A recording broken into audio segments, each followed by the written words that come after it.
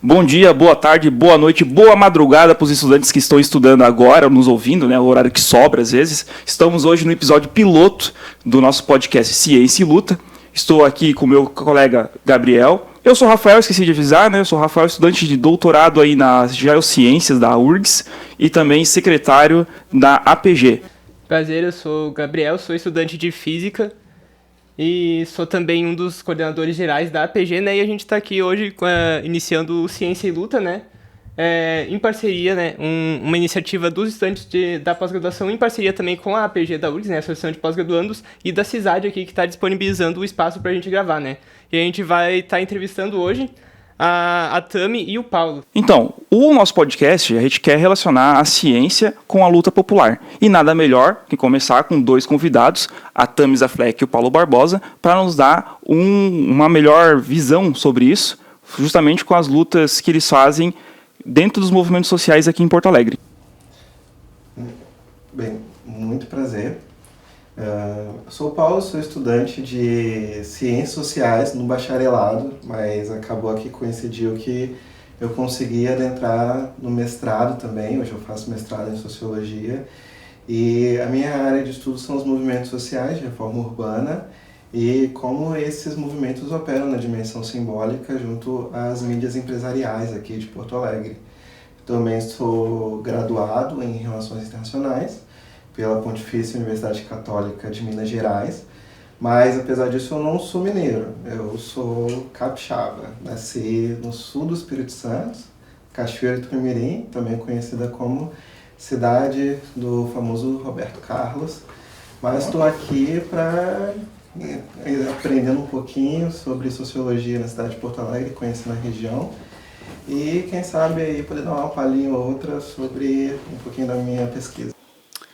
Oi, gente, obrigada por terem me convidado para participar do podcast. Eu sou a Tami, eu faço parte da coordenação estadual do MLB, Movimento de Luta nos Bairros, Vilas e Favelas. Também coordeno uma das ocupações que a gente tem, a ocupação Cepete Araju. E sou estudante também, sou estudante de gestão ambiental. Acho que é importante para o pessoal que está ouvindo aí em casa, né? Se a Dami puder explicar, né, o que é esse MLB, o que é esse movimento, né, que tu coordena para o pessoal de casa, né, entender o que é esse MLB, né, que faz lutas por moradia, né, no Brasil todo. Então, o MLB é um movimento de luta. Então, a gente faz uma luta que visa garantir direitos que o Estado não garante. Então, é luta por moradia, é luta por educação, é luta por cultura, é luta por alimentação. Então, é um movimento que vai, né, nos bairros, né, movimento de luta nos bairros, vilas e favelas, a gente vai nos bairros e conversa com os moradores. Então, a gente bate de casa em casa, pergunta como é que está, o que está acontecendo no bairro. Não tem saneamento básico, ou a gente não tem luz, a gente não tem água há 2 meses. Né? Ou o ônibus, né? O transporte público não para aqui perto, ou quando chove, alaga.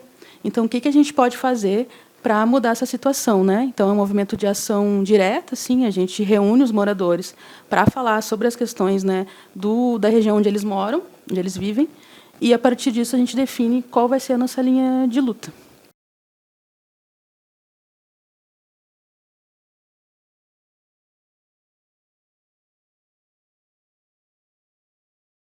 A gente sabe que tem outros movimentos que também lutam por causas sociais, né, por moradia. Como é que o MLB se diferencia desses outros movimentos? Então, o MLB é um movimento que coloca a questão da luta como algo que vai emancipar a população. Então, por exemplo, se eu preciso de moradia, eu preciso lutar para conquistar essa moradia, né? Então, cada pessoa é responsável pelo movimento. Alguns movimentos não têm essa noção de luta de que as pessoas que compõem o movimento, elas precisam estar ativas no movimento. Então, elas precisam conquistar, né, o que precisa ser feito. Então, não é um movimento onde a gente vai chegar e vai ditar o que é feito ou vai fazer pelas pessoas. A gente precisa que todo mundo se envolva com o movimento, faça parte do movimento, né? Que é o que acontece nas nossas ocupações, né? As nossas ocupações, elas são espaços onde as pessoas que moram, elas precisam fazer parte. Então, elas precisam participar das reuniões, elas precisam decidir sobre o movimento, decidir sobre a ocupação, decidir qual vai ser as próximas lutas, irem até os bairros com a gente, né, para fazer as lutas do movimento. Tá aí, explica um pouco mais pra gente, como é que funcionam essas ocupações? Como é que é morar numa ocupação? Não tem cada ocupação funciona de um jeito, né?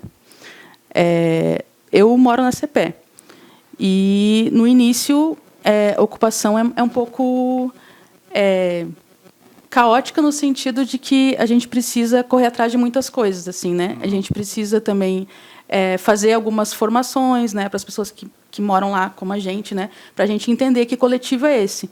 Então, morar numa ocupação é morar em coletivo e entender que a gente não vai ter o nosso apartamento e ficar fechado no nosso apartamento e é isso, já tem minha moradia e tal, né?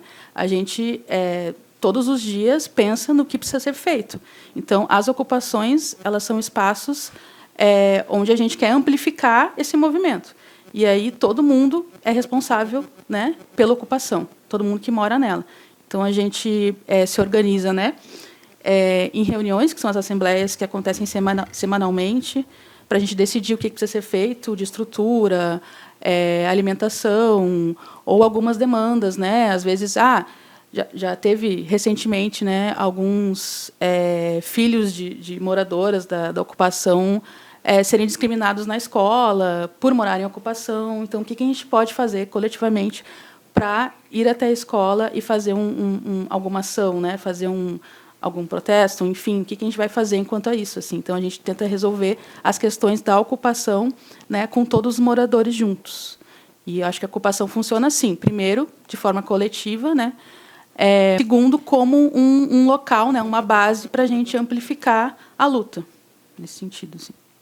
Que é uma visão bem diferente, né? Porque a gente, no nosso convívio, assim, principalmente a gente estudante que sai da sua cidade, às vezes, vai para outro lugar, a gente mora num cubículo, eu, pelo menos, morei muito tempo num cubículo, não conversar com a galera do lado, porque às vezes nem via, né? Só ia lá para dormir, e tem seus problemas individuais, a gente teve, onde eu morei, já teve vários problemas, e acho que são problemas que deveriam ser resolvido se a gente parasse para conversar, né? E isso realmente eu vejo que é muito diferente na ocupação. Se está todo mundo ali, sempre participando das reuniões, as portas são mais abertas, está sempre se encontrando no almoço, na janta. Então, realmente, é uma visão que eu mesmo não conheço como é que funcionaria, mas eu vejo que seria muito importante para a nossa vida, assim, que é muito individualizada, né? Não só na moradia, na verdade, né? Na pós-graduação, a gente está, às vezes, só num cubículo lá, estudando, e não conhece nem o trabalho da pessoa que está do lado, né? No laboratório do lado. Então, realmente, acho muito, muito interessante esse convívio coletivo que tem nas ocupações. E, assim, quais são as melhores experiências que tiveram ao longo desses anos, né? Até o Paulo, não sei se chegou a participar de alguma ocupação na formação. Quais foram os momentos mais marcantes dentro do MLB, assim, aqui em Porto Alegre? O que vocês já fizeram, assim? Bem, eu participei da minha primeira ocupação recentemente, passando denominada Palestina Livre, Marcela Vive. Marcela é uma militante do movimento estudantil que, por conta de diversas complicações pessoais, acabou falecendo, e a gente prestou essa homenagem através do nome da ocupação. Eu vou ser bem sincero, eu estava fazendo essa ocupação aqui enquanto um pesquisador, mas também enquanto um agente. Então, o pesquisador era uma pesquisa de campo ali que estava acontecendo no dia 7 de setembro, quando a gente inaugurou essa ocupação. Mas, ao mesmo tempo, eu estava ali enquanto pessoa e foi uma sensação assim, única na minha vida, porque é uma ansiedade, é uma adrenalina, você não sabe o que vai acontecer. A gente sabe que essas ocupações elas estão inseridas em um ambiente de tensionamento das cidades. Então, quando o MLB faz a sua ocupação, é sabido que em determinado momento as forças de segurança elas vão se operacionalizar. Então, tem a presença da brigada, eventualmente a presença da tropa de choque. Então, todos esses elementos, eles se constituem a ocupação enquanto um processo de obtenção de moradia popular. É fácil falar, mas na prática, às vezes a adrenalina, a ansiedade é tamanha que você precisa ter sangue frio para conseguir fazer com que essa ocupação se efetive, porque a gente relaciona essa ocupação inserida em diversos contextos de opressão, de segregação socioespacial e econômica, em contextos de poder aqui, né? A gente está pensando assim, um poder relativo a um contexto de classe mesmo. Vamos pensar Porto Alegre. Qual é a ideia que se tem de Porto Alegre enquanto uma metrópole? Ela é uma capital, uma das mais caras de custo de vida aqui no Brasil. E ela tem tensionamentos que a gente poderia até pensar que seriam tensionamentos endêmicos, ou seja, são tensionamentos daqui propriamente da região. Mas quando nós analisamos os contextos das metrópoles ao redor do mundo, esses tensionamentos são basicamente homogêneos, que é o tensionamento de classe envolvido na dinâmica espacial. Então, quando você pega um grupo de pessoas que ele está numa situação de marginalização, de vulnerabilidade socioeconômica, e você posiciona num espaço ao qual eles não pertencem, e o espaço na dimensão de pertencimento mesmo, pertencimento de classe muitas vezes, em um contexto de cidade imersa em uma ideia de mercadoria, ou seja, você tem espaços que são muito valorizados, espaços que são medianos, espaços pouco valorizados. Aqui a gente pode fazer essa seleção por bairros, pensando Moinhos de Vento, um bairro com uma renda geral mais alta, e o bairro Restinga, por exemplo, tem uns custos menores. Então essa dinâmica ela é operacionalizada dentro das ocupações também, porque você está tirando um grupo vulnerável de um determinado lugar e você está incorporando, através de uma subversão desse espaço, em um local que não se é aceitável, né, para aquele grupo, porque ele não se opera na lógica institucional, mercadológica tradicional. Então você cria uma violência no espaço. Então você incorpora esses grupos, então você também está incorporando uma dinâmica de tensionalidades. Então aqui você tem o MLB e você tem as forças que operam essa institucionalidade que vão garantir com que as bases institucionais, mercadológicas sejam preservadas. Mercadológicas aqui a gente está pensando principalmente propriedade privada e a ideia de mercado imobiliário. Então você está subvertendo essa ordem, então você traz ali, você começa a acionar diversos mecanismos de opressão e repressão para que essa lógica não seja mais subvertida, ela volte à normalidade. Então, quando você insere o contexto da ocupação, logo você acaba acionando a polícia militar. Quando a polícia militar chega, você tem um processo jurídico também de reintegração de posse eventualmente. Então você tem a dimensão legal. Isso aconteceu na ocupação que tu participou? Aconteceu, foi dramático, né? Para mim, talvez eu também tenha mais experiência com isso. Mas foi dramático porque o contexto ali, quando chega ao primeiro contato com a polícia militar, é uma tensão, né? Primeiro você tem aquela dinâmica de negociação. Obviamente, vai operar numa lógica contrária que a polícia quer para aquele espaço. Ou seja, gente, vocês precisam sair daí. Não, a gente vai ficar aqui, a gente vai tomar esse espaço, vai se tornar um espaço público, um espaço popular.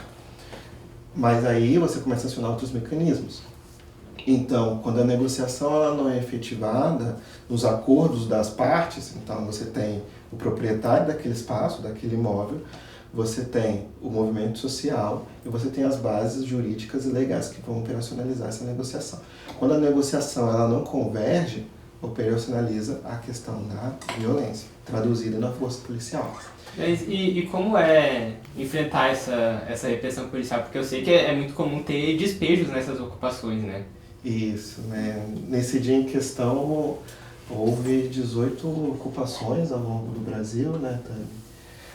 Uma aqui em Porto Alegre, Palestina Livre Marcela Vive, e em determinado momento, né, ao ver que a tropa de choque foi acionada, você tem uma série de subjetividades emanando naquele momento. Para mim, que participei como primeira vez, as ansiedades, o medo, o pavor, eles são elementos utilizados por essas forças. Pensar aqui que chega a ser até uma dimensão um pouco fascista, porque um pouco não, né? Porque você operacionaliza o medo enquanto uma política. Então, a tropa de choque, ela é acionada primeiramente numa ideia de intimidação. Então, nós colegas formamos uma barreira, né, para evitar que a tropa de choque entrasse. Quando a tropa de choque chega, há um deboche, há uma ideia de brincadeira, de piada por parte dos membros ali, mas para tentar suavizar essa dinâmica de medo que eles estavam sentindo. Então eles brincavam, faziam piadas, mas os olhos mais espertos talvez dessem mais atenção para as mãos, para os dedos, e pude perceber que muitos dos meus colegas estavam tremendo, de medo, de ansiedade, por não saber quais seriam os próximos passos, né? Se eles iriam começar uma ideia de empregar a violência naquele momento, né? E essa era a tua primeira ocupação que participou, né? Isso, a primeira. E a Tami já participou de outras? Sim, a CPE, que foi a segunda ocupação do MLB, né? A primeira foi a Lanceiros Negros. Depois a Sara Domingues, que foi, aí sim, eu acho que é um exemplo bem de repressão policial mesmo, né? Que foi ali no antigo prédio da FEPAM, que foi durante as enchentes do ano passado, né? Que a gente realmente foi despejado, né? A polícia entrou. E daí, respondendo também essa pergunta, acho que assim, a gente tem uma convicção ideológica muito forte, né? Isso que o Paulo falou, de que a moradia é tratada como mercadoria, né? Isso é inadmissível, né? Isso não tem como alguém defender um absurdo desse. Quando um prédio não está dando lucro, ele não pode, ninguém pode entrar, ninguém pode morar. E durante as enchentes, né? Durante a inundação que aconteceu ano passado, a gente organizou, né? Muitas pessoas que foram afetadas por essa enchente não, né, mas pela falta de política assim relacionada a isso, para ocupar esse prédio. Então a gente estava com umas 100 e poucas famílias, né, 100 e poucas famílias no ano passado dentro do prédio, com muitas crianças, eram umas 30 crianças, mas a gente sempre entra muito organizado, né? Então a gente organiza o que cada um vai fazer, quem é que vai fazer com as crianças, né? Quem é que vai ficar na cozinha, quem é que vai ficar na segurança e tudo mais.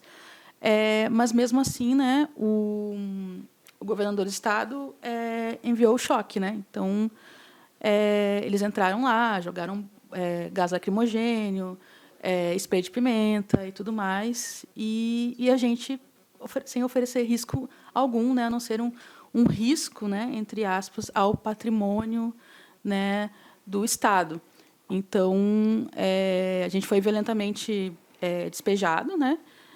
Num dia de chuva, a gente ficou um tempão na chuva e tudo mais, nos levaram para a delegacia, foi um dia bem longo.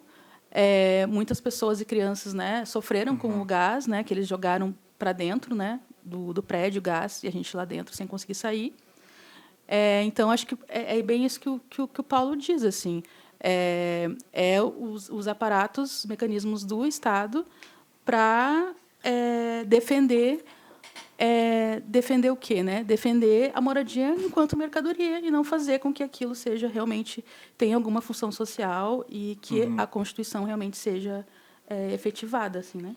E que ano passado ainda teve todo esse contexto das enchentes, né? Quando rolou essa ocupação, porque já tinham famílias que tinham perdido tudo, né?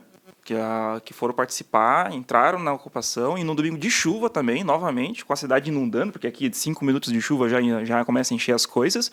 Essas famílias que perderam as coisas da enchente, perderam de novo por causa da polícia militar, que tirou todo mundo de lá, né? Exatamente. E eu lembro até muito bem disso, porque saiu algumas notícias assim, né? Eu cheguei a ver alguns jornais falando sobre a ocupação, Mas vocês chegaram a ver o que a grande mídia falou? Como é que foi essa repercussão dentro da mídia, assim?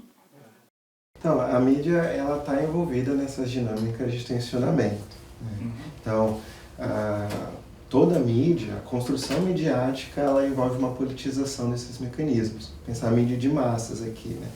Essa mídia é empresarial, então ela é dominada também por essa lógica de mercado. Então, ela depende do mercado para sobreviver, né? Pensar a mídia aqui, ela te vende notícia, mas ela também vai te vender algo para além dessas notícias. Ela precisa vender propaganda, por exemplo, para se manter. Ela precisa vender assinaturas para se manter. Então, ela é atravessada por essa lógica do capital. E muitas vezes, na evolução da mídia, como um teórico da escola de Frankfurt, Habermas, falava, essa evolução da mídia de massa, ela foi atravessada também pelas questões capitalistas. Então, o desenvolvimento do capitalismo trouxe a produção da imprensa, por exemplo, para dentro dessa dinâmica. Anteriormente, a produção midiática, ela, apesar de manter o seu teor sempre político, ela se eximia dessas relações de mercado. Mas no desenvolvimento do capital, a partir daí ela passa a incorporar enquanto um agente poderosíssimo. Então, não só um agente do Estado, mas também um agente que vai operacionalizar as dinâmicas do grande capital. Então, as mídias empresariais, elas são sujeitas disso, mas elas também são muitas vezes reféns. Elas não conseguem ter um certo grau de autonomia, salvo algumas outras mídias particulares, mais independentes, essas sim conseguem operar, mas com bastante dificuldade. Elas não conseguem muitas vezes ter uma distribuição muito grande, né? Geralmente há uma demanda muito forte por outros agentes que possam auxiliar na disseminação dessas notícias. Hoje em dia está um pouco mais fácil por conta das redes sociais, né? Elas puderam ter uma dinâmica maior, mas ao mesmo tempo essas mídias elas estão muitas vezes dentro elas estão inseridas dentro de um contexto empresarial, né? A gente vai pensar aqui que grandes mídias como Twitter, Instagram, Facebook, eles começam a operacionalizar na lógica de política também, não apenas mercadológica, e muitas vezes isso se traduz na produção midiática. Então, são os famosos algoritmos, né? Muitas vezes que vão incidir sobre uma determinada perspectiva, né? Mas falando aqui sobre as mídias de Porto Alegre. Como é que faz daí pra escapar disso? Porque, tipo, você tá falando que pelas redes sociais eles vão ficar falando mal, assim, do MLB, por exemplo, né? Como é que faz daí pra uma propaganda contrária? Até aquele uso da palavra a invasão e não ocupação, como é que isso mexe um pouquinho também com a visibilidade que o povo vai ter do movimento, né? Bastante. Aqui a gente está lidando com duas esferas, né? A esfera da semiose, ou também chamada de semiosfera, que é essa esfera de produção de sentidos. Essa é bastante importante, como que o sentido ele é incorporado, internalizado nas pessoas. Então, o que para nós, por exemplo, pode ser visto como ocupação, para outra pessoa pode ser visto como uma invasão. O que para nós é uma dinâmica humanitária, uma dinâmica de crítica, inclusive, ao status quo, de como a sociedade se organiza, para outro está numa dimensão mais criminalizável e, portanto, pode ser sujeita das relações penais incorporadas pelo Estado. Então, essa produção de sentidos ela é complicadíssima, principalmente quando a gente lida na questão no ambiente virtual, porque aí as produções de sentidos são as mais variáveis possíveis, e quem entra em uns comentários de qualquer publicação, a gente vê as maluquices muitas vezes que são operadas ali. Então não existe uma mediação. A mediação ela surge principalmente das mídias tradicionais. Então, a produção de sentidos por um veículo tradicional, uma imprensa, seja qualquer, ela passa por um processo de cobertura jornalística, de revisão, de produção textual, de edição, até ela chegar no público-alvo. Então, ela passa por diversos mecanismos que produzem um sentido que seria o sentido mais correto, mesmo que atravessado por questões políticas e do capital. Ô Paulo, me explica uma coisa só, porque eu sei que a tua pesquisa, tu falou que ela envolve a mídia e as ocupações, né? Mas o que exatamente daí tu pesquisa nisso e como isso se relaciona com as redes sociais, por exemplo? que a gente está falando agora. Perfeito. Tá. A mídia, ela produz uma ideia, ela produz duas ideias, na verdade, né? Há uma ideia de produção social do espaço subversivo, ou seja, quando o MLB ele atua e ele acaba subvertendo a lógica do capital, subvertendo a lógica da propriedade privada, não passando pelos mecanismos institucionais do mercado ou do próprio Estado na obtenção de uma moradia. A gente pode pensar aqui em projetos, financiamentos imobiliários em geral, mas também podemos pensar em projetos do próprio governo, como o próprio Minha Casa Minha Vida. Então você subverte todas essas bases institucionais, legais, e você opera na dinâmica da ocupação, né? Apesar dela ter um respaldo na Constituição. Mas aí a ideia que essas mídias tradicionais elas vão operar primordialmente, não sempre, mas primordialmente dentro da lógica do capital. Então, dinâmicas voltadas a uma criminalização desses movimentos são bastante constantes. Talvez o mais conhecido seja o MST, o MTST. Mas aqui na cidade de Porto Alegre, a forma como o MLB atua, ela tem uma tendência a ser mal percebida pelas grandes mídias, principalmente quando você atua contra o mercado imobiliário aqui de Porto Alegre, que é bastante poderoso, com grandes empresas aqui sendo referências, inclusive muitas delas atuando dentro da dinâmica política, participando diretamente das eleições aqui na região, financiando campanhas políticas. Então você tem essa dinâmica que opera a cidade e que produz esse tensionamento de poder, e que as mídias, por ora sujeitas e por ora reféns dessa dinâmica, acabam propagando uma imagem tanto quanto negativa, muito atrelada à ótica da criminalidade. Por um outro lado, existe a ausência de sentido criado.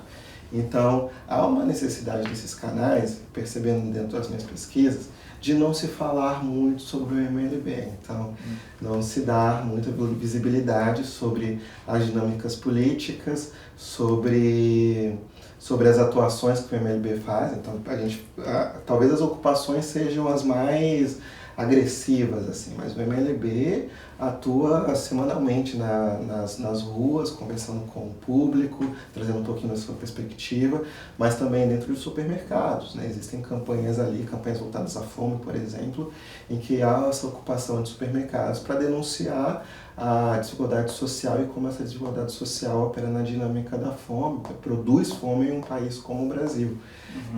Então essas dinâmicas aqui, elas são um pouco visibilizadas por essas mídias, porque muitas vezes elas acabam empurrando para um debate público que vai envolver diversos elementos, eventualmente um aspecto mais crítico da sociedade, da dinâmica aqui de Porto Alegre. E nesse sentido, assim, até eu vou fazer uma pergunta para a Tami, tu mexe com a comunicação do MLB, né? Tu que faz essa parte da comunicação, né? Não sou só eu, mas eu também faço. E aí, como é que funciona isso pra gente tentar fugir só do controle da mídia, da grande mídia, e para fazer essa comunicação com o povo da cidade mesmo, aqui de Porto Alegre? Como é que funciona para mostrar a ocupação, o trabalho que está sendo feito nela? Como é que funciona essa parte? Tu diz das redes sociais? Isso, das redes sociais. Cara, a gente mostra o que a gente está fazendo. Mas o que a gente está fazendo é uma ameaça, assim, né? É uma ameaça à propriedade privada, é uma ameaça à lógica que o Paulo falou, né? A lógica de tratar moradia como mercadoria, é uma ameaça aos proprietários imobiliários. Então, a gente mostra o que a gente está fazendo, mas não tem como a gente simplesmente tentar fazer um diálogo com uma mídia que não admite a realidade. A gente não tem como fazer esse diálogo. A gente vai tentar fazer diálogo com as mídias que conseguem conversar com a gente e entender que o que a gente está fazendo não é um crime, né? Pelo contrário. Então, não tem como a gente fazer diálogo com mídias que não têm essa visão, não conseguem transparecer essa visão da realidade, assim. Até porque o MLB... a nossa visão de mundo é que, em algum momento, a gente consiga ter uma produção social da moradia, né? E isso não é de interesse, assim, né? Não é de interesse do Estado, não é de interesse aos proprietários de imóveis, né? Que a gente tenha uma produção, né? O que a gente tenta fazer dentro das ocupações, né? Então, é isso, subverter essa lógica. Não, que mídia que quer mostrar isso? Uma subversão da lógica que vem do modo de produção capitalista, que é o modo vigente e que é aceitado por todos, né? Ninguém quer mostrar isso, né? Então, a nossa atuação a gente mostra o que a gente está fazendo e dialoga com as mídias que realmente entendem e querem cooperar para que a gente seja visibilizado nesse sentido. Assim. E essas mídias são tipo Instagram, TikTok, essas coisas assim? Quais são as mídias que vocês usam? Atualmente, a gente só utiliza o Instagram. Instagram? Tá. Qual que é o nome do Instagram, só para a galera que está ouvindo e não conhece? Sim, é MLB_RS. Show de bola. Tá, mas e daí pra além do online, assim, como é que vocês fazem, tipo, pra chamar mais famílias pra ocupação? Vocês querem fazer uma nova ocupação e quer organizar mais famílias, como é que vocês fazem essa propaganda? Como é que chama o pessoal pro movimento? Então, a gente é um movimento que vai até as pessoas, né? Vai até onde as pessoas estão vivendo, estão morando e tal. E através de conversas, né, a gente chama para as reuniões. A gente investe muito também em panfletos. A gente está sempre fazendo panfletos para as lutas que a gente vai fazer, para as reuniões que a gente quer fazer, para denunciar alguma questão que está acontecendo na cidade ou na região. Né? Em Eldorado do Sul, a gente, lá na região metropolitana, Guaíba, Eldorado do Sul, a gente tem investido muito na questão do transporte público, que é caríssimo, né? 10, 11 reais o transporte público. Cara. De Guaíba até Porto Alegre, né? E muitas pessoas trabalham em Porto Alegre, estudam em Porto Alegre e tudo mais, né? Então, a gente faz panfletos para denunciar e para chamar as pessoas e para, né, dialogar com a realidade que elas estão passando. Para além disso, a gente tem o nosso jornal, né? Que é um jornal que a gente escreve com outros movimentos, que é o jornal A Verdade. Então, a gente sempre vai também nos bairros para vender o nosso jornal. O nosso jornal ele traz questões pertinentes, assim, né? Que vai, com certeza, conversar com o que está acontecendo, porque ele traz o que está acontecendo. Né? Então, a gente vai ter páginas sobre o movimento de luta nos bairros e vilas e favelas, páginas sobre o movimento de mulheres Olga Benário, né? Enfim, então a gente vai trazer o que mais está na política econômica do nosso país. Assim, é um jornal nacional, então ele é vendido em todos os estados, né? Que a gente tem atuação. E eu tinha uma outra dúvida também, porque vocês falam muito sobre a reforma urbana, né? Os movimentos de ocupação geralmente falam muito da reforma urbana. Explica pra gente, por favor, direito, né, o que é essa reforma urbana. Bom, reforma urbana. O que a gente vê, né, com a urbanização atualmente, assim, né? A gente vê uns processos de gentrificação na cidade, assim, que acabam causando segregação social. Então, por exemplo, né, a gente está vendo uma revitalização da orla do Guaíba ali, né, que há muito tempo atrás tinham pessoas que moravam lá, né? Essas pessoas foram colocadas para outros lugares, né? Muitas vezes são lugares que são distantes, então elas são deslocadas da comunidade onde elas vivem, né? Isso muda muita coisa, né? Não é só um local de moradia, mas também um local de socialização, né? De acesso, né? A educação, acesso ao emprego, acesso a um monte de coisa, a saúde, né? Então são deslocadas dos seus locais para se construir, né, uma parte da cidade para pessoas que têm um poder aquisitivo maior, assim, né? Então ali na Orla do Guaíba, por exemplo, é quase um negócio de comércio, assim, né? Que tu vai lá, tu vai comprar uma água, custa 10 reais, né? Tu vai um shopping a céu aberto, né? Não sei o que está acontecendo. E construção de prédios, né? Prédios caríssimos, agora hotéis ali também perto do Barra Shopping. Agora, como se não fosse suficiente, né? Além do Barra Shopping tem outro shopping, né? Ali que é o Pontal. Então a gente vê esses locais, né? Sofrendo esse tipo de modificação que, né? É para quê, né? Não é para a sociedade, né? Para a maioria da sociedade, mas sim para uma pequena parcela da sociedade. Que vai ali consumir, né, um lugar para se consumir, para ter pessoal que vai comprar coisas, gerar lucro e tudo mais. Então, acho que a reforma urbana, voltando para isso, assim, acho que eu fui indo. Reforma urbana, acho que é nesse sentido, assim, da gente pensar como é que a gente quer a nossa cidade. Né? Então, a gente tem alguns mecanismos que deveriam garantir isso, né? O Estatuto das Cidades, né? que regulamenta o plano diretor, mas o plano diretor deveria ter audiências, né, públicas, né, deveria ter participação da sociedade. Então, é mais ou menos isso. Por que a sociedade não participa da organização do próprio local onde mora, assim, né? O que a gente está vendo aqui, isso tem sido um fenômeno que adentrou junto com o neoliberalismo, que é essa lógica de hiperfinanciarização. Então, o imóvel hoje, muitas vezes, ele é tido como um espaço para moradia, mas ele entrou numa lógica especulativa muito forte recentemente. Então, a gente está pensando aqui nas grandes construtoras, nas grandes empresas imobiliárias, que operam muitas vezes, que concentram essa lógica da especulação. Mas um fenômeno muito recente agora é associando essa ideia de especulação às plataformas digitais. Então, o que se tem, principalmente em cidades turísticas, mas nas grandes cidades isso tem se tornado cada vez mais comum também, que é você pegar um imóvel, ao invés de você locar ele para outra pessoa, por exemplo, né? Você aluga para as plataformas de Airbnb, por exemplo.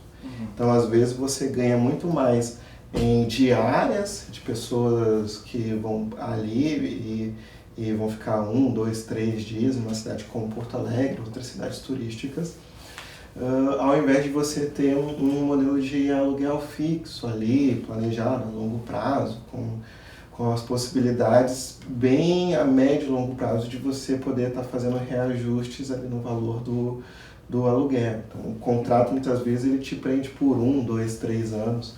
Já o Airbnb, você consegue operar ali numa lógica de oferta, demanda muito rápida. Então, o que acontece muitas vezes é condomínios inteiros virarem Airbnb, por exemplo. E ali você não tem um imóvel público, um imóvel popular, né, uma moradia popular.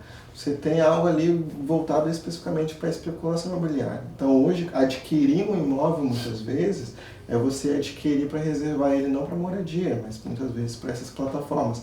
Esse é um fenômeno muito recente, a gente atualmente não tem produzido muitas regulações a respeito disso, e isso só amplia esses tensionamentos no acesso à moradia. Pensando aqui agora, então, Porto Alegre, enquanto uma capital extremamente cara, uma das mais caras do Brasil, incorporada essa ideia de valor especulativo vindo das imobiliárias, mas a entrada dessas plataformas digitais que vão também operacionalizar a questão da moradia, mais a curto prazo, né, pensando em diárias, por exemplo, mais próximo de uma rede hoteleira, por exemplo. Você tem diversas camadas de segregação socioeconômica, porque agora, a partir daí, vai se tornar cada vez mais difícil você adquirir um imóvel próprio, a não ser que você adentre em uma dívida muito grande a longo prazo via financiamento, daquele imóvel. E olhe lá, porque agora você tem que oferecer garantias cada vez mais concretas. Então, muitas vezes, mesmo sendo um funcionário público, concursado, com uma certa estabilidade, ainda assim isso não consegue te garantir um imóvel, porque, às vezes, manter ele vazio é muito mais rentável do que locar, e principalmente do que vender. Então, uma cidade como Porto Alegre, há uma necessidade de uma reforma urbana, mas que se distancie dessa lógica do capital, se a gente quer pensar uma dinâmica de uma cidade realmente popular, o que vai enfrentar desafios, porque aí você começa a identificar diversos elementos de tensionamentos que você vai ter que superar. Um deles, é o que eu trago na minha pesquisa, é a dinâmica da comunicação e das mídias empresariais aqui da cidade, que vão operar nessa dinâmica do mercado e que vão fomentar a opinião pública, e aí eu vou voltar lá no começo, essa produção de sentidos, com essa esfera pública, essa esfera política, deliberativa, ela vai produzir cada vez mecanismos de opressão via mercado imobiliário, via privatizando as cidades, e essa é uma tendência do neoliberalismo hoje em dia. Não, e até é bom que tu voltou, puxou esse gancho, né? Porque eu já queria emendar, da tua pesquisa do mestrado, quais foram os resultados que tu teve sobre isso? Na tua pesquisa? A gente é a banca agora. Fala pra gente aí quais resultados da tua pesquisa. Tu vai defender daqui a pouco, né? O mestrado, né? Se der tudo certo, sim.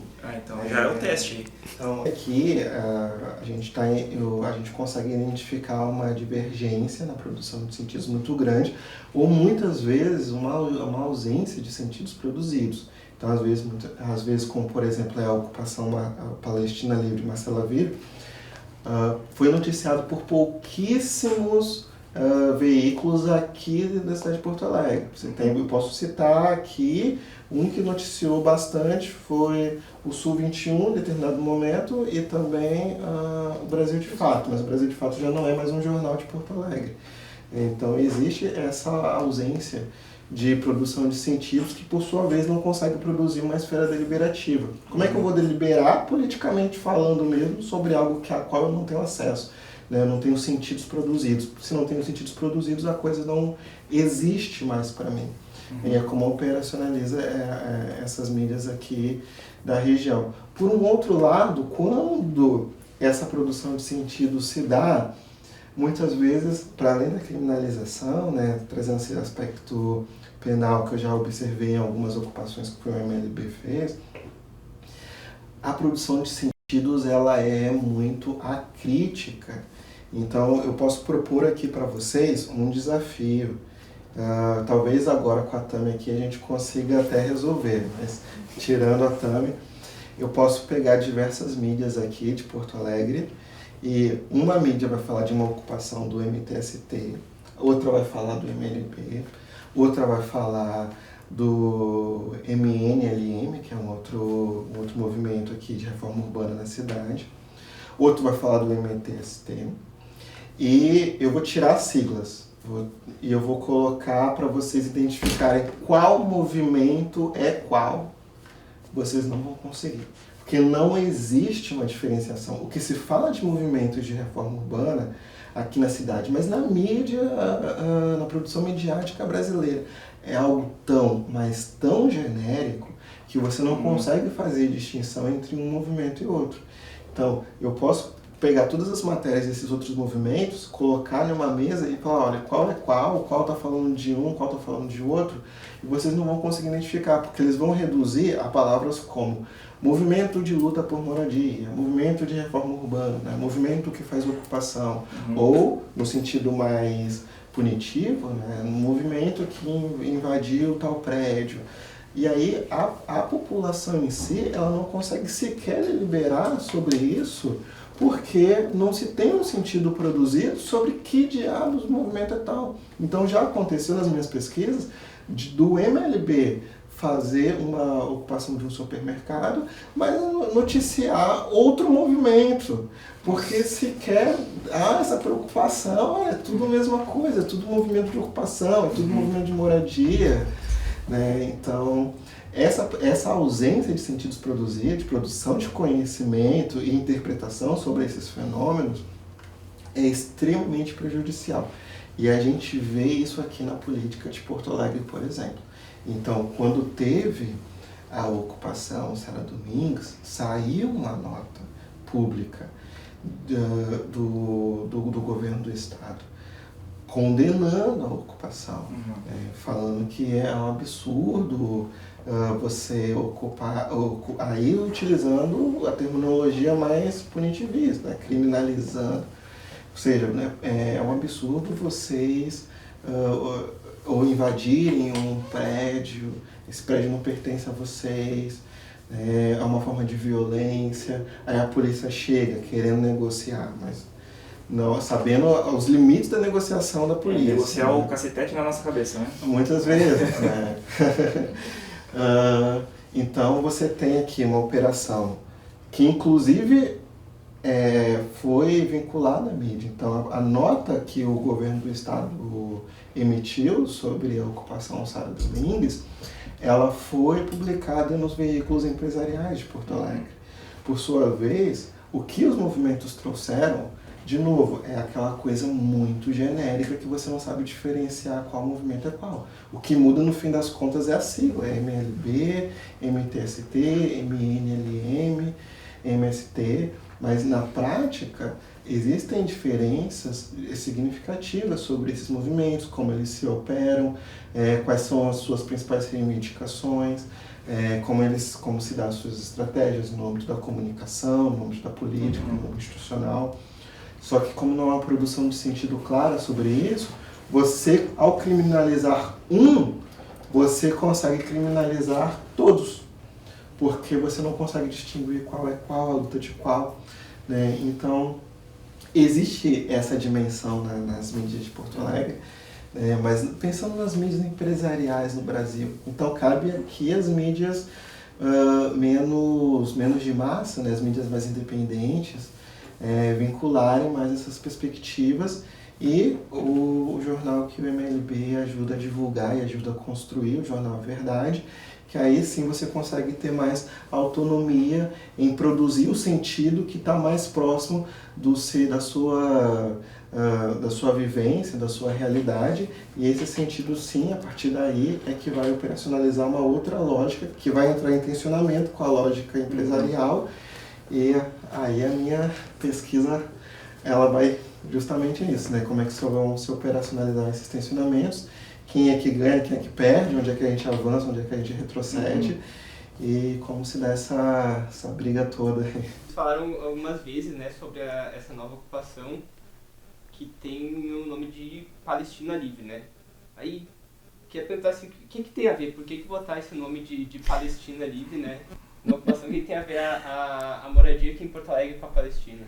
Bom, a decisão sobre o nome, né, de ser Palestina Livre foi uma decisão nacional. Então, todas as ocupações que ocorreram nesse dia, né, que foi no dia 7 de setembro, elas levaram esse nome. Então, Palestina Livre, e aí podia colocar um complemento, né? O nosso complemento foi em homenagem à companheira Marcela, como o Paulo falou. Por que o nome, né, Palestina Livre? Porque a gente levanta essa bandeira, né?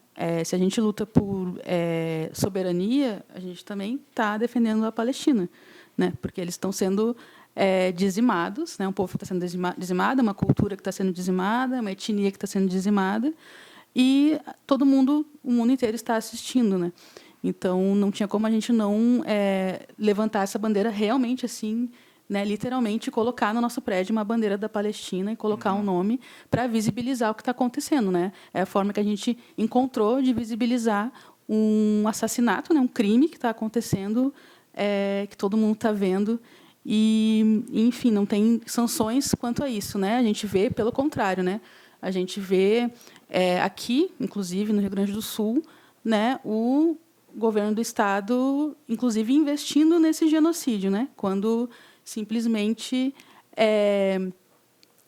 confere subsídios, né, a companhias que produzem material militar, né, para Israel e tudo mais. Então, não tem como o MLB não denunciar isso também, né? Até cabe a denúncia dentro desse tema, né, que a URGS tem pesquisas com empresas israelenses e outras pesquisas com o governo de Israel. Então, a gente até fica nessa sinuca de bico ainda, de como a gente, como estudante, o que a gente pode fazer para barrar isso, né? Então, até teve, essa semana, lá na frente da FACED, da URGS, um movimento de luta pela Palestina, né? Então, o pessoal ficou em vigília lá e tudo, foi nessa semana aí, na semana do dia, que vai sair depois de um tempo. Que semana que foi essa?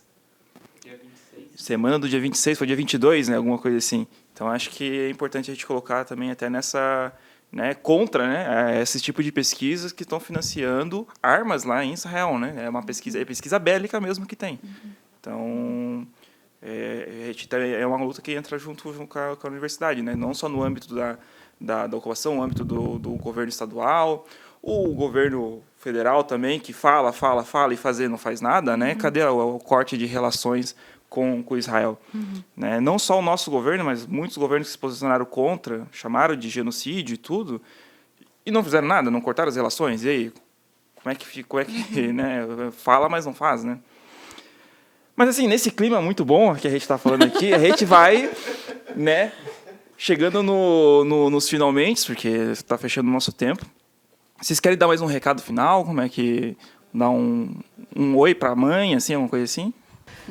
Queria agradecer, é uma oportunidade muito, muito boa poder apresentar um pouquinho da produção científica que nós temos aqui na URGS. Acho que a URGS ela precisa se conectar mais com a sociedade civil, porque muitas produções elas impactam na produção política, no interpretar de como é uma vivência na cidade, por exemplo, que é o nosso tema, mas também numa dinâmica social, de participação social. Então, levar a ciência para fora dos muros da universidade se torna algo extremamente importante. Então, trazer esse podcast, e eu sabendo que, às vezes, após a graduação, eu fico muito contente em pensar que há a possibilidade do que ser falado aqui ir para a sociedade em geral, para que a gente consiga fomentar um debate. Nesse caso, o debate sobre a necessidade urgente de uma reforma urbana e de rever certos conceitos do que é a produção espacial e a vivência cidadã dentro dessa produção espacial se torna extremamente importante e muito aproveitadora essa oportunidade de estar aqui, falar um pouquinho sobre a pesquisa. E eu espero que nos próximos episódios a gente consiga avançar com outras pautas tão importantes quanto, porque a ciência é uma coisa que não para, ela é algo necessário para a nossa evolução humana, enquanto sociedade, enquanto ser humano, enquanto indivíduo, enquanto coletivo. Então, agradeço muito o espaço, eu espero poder participar em outros momentos aqui também. Agradeço também o espaço cedido, muito importante também. E a Tami que pôde dar uma palhinha, outra, para que a gente consiga, pelo menos, conhecer, para quem não conhecia, um pouquinho do MLB. Obrigado. Bom, então eu quero agradecer o convite, quero agradecer ao Paulo também, né, que faz tempo que a gente está conversando, né, sobre o MLB. Sim. Ele já foi algumas vezes na CPE para a gente conversar, para fazer a dissertação, né, para ajudar na dissertação. E, enfim, acho que é muito importante essa ligação entre os movimentos, né, os movimentos sociais, as lutas que estão acontecendo, né, ativas na cidade, com a produção científica. E também queria falar que que às vezes a gente fala sobre ocupação, né, e fica aquela ideia meio romantizada, né, sobre ocupação. Que lindo fazer ocupação, mas é muito ruim as pessoas terem que fazer ocupação, né? Porque não é uma situação em que ninguém gostaria de estar, assim, né? Construir uma ocupação é um desafio, é uma experiência coletiva, é interessante, mas a luta do MLB é para que a gente, em algum momento, não tenha que fazer mais ocupações, né? Que a gente já tenha realmente uma cidade e um país, um planeta, onde a gente consiga realmente ter todo mundo moradia, ter alimentação, ter educação, ter saúde pública, né? E, enfim, acho que era isso. É isso aí, gente. Vamos encerrando então. Galera que estiver assistindo no YouTube, já deixa o like aqui embaixo, né? Tô assistindo na TV. Pega o celular para dar o like, já se inscreve no canal também e ativa o sininho para receber notificações dos próximos vídeos. Galera que estiver escutando pelo Spotify também, já segue o canal aí. Ataque de oportunidade, é isso aí. E agradecer mais uma vez a presença de vocês aí. Muito obrigado por ter aceitado vir. E fechou, né, Gabriel? Fechou? Fechou aqui, ó. Temos um programa Também, porque né, não dá pra construir sozinho, né? É o que a gente aprendeu hoje. Aproveitando que já se inscreveu no nosso canal, já deu o like, assim, vai conseguir, com isso, né, nos ajuda muito a crescer, tanto o canal, tanto o podcast, para que a gente possa fazer mais vezes, trazer mais convidados, conversar com mais pessoas que fazem essa luta política dentro da universidade e fora dela, né? Mas principalmente a gente quer trazer para conhecer mais também como é que está sendo as pesquisas dentro da universidade, né? A gente aqui fala muito da URGS, porque a gente acabou estudando lá, mas não só a URGS, mas como outras universidades aqui da região de Porto Alegre, ou fora, se alguém quiser, né? Se pagar o ônibus para vir para cá, a gente consegue fazer também para realmente divulgar cada vez mais a ciência e as nossas lutas aqui